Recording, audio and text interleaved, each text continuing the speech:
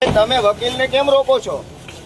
એડવોકેટને કોર્ટમાં આવતા રોકો છો તો કેમ દરવાજો જવા દો? એડવોકેટને કેવી રીતે? હા તો એ જવા. એડવોકેટને કેમ રોકો છો? તમારી કઈ શું સત્તા છે વકીલને રોકો? તમે આખી કોર્ટને આવી રીતે એન્ટ્રી બંધ કરી દો એટલે તમે કોણ છો નક્કી કરવા વાળા કે હું કોનો વકીલ છું? તમે કોણ છો નક્કી કરવા વાળા? હું કોનો વકીલ છું તમે કોણ? તમે વકીલને કોર્ટમાં નહીં જવા દો. તમે અમને ગુચાવશો ને અમને અંદર જવા દો. એક એટલે વકીલને અદાલતમાં જતા કોણ રોકશે ભાઈ? એટલે તમે નક્કી કરશો કયો વકીલ અદાલતમાં જશે?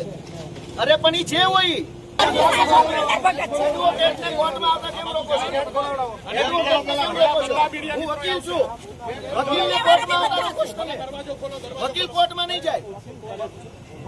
અરે હું વકીલ છું. એડવોકેટને કોર્ટમાં આવતા કેમ રોકો છો તમે? વકીલ કોણ છે કોણ નક્કી કરશે?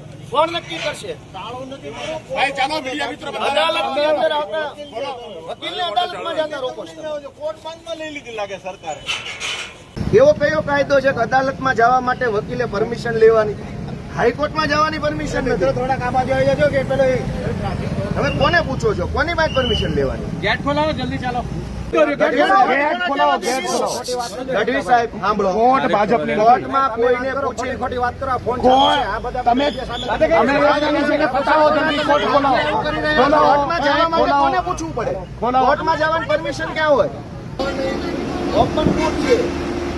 જજ સાહેબને થોડું પૂછવાનું છે કયો વકીલ આવશે ને કયો નહીં આવે. જજને પૂછવાનું.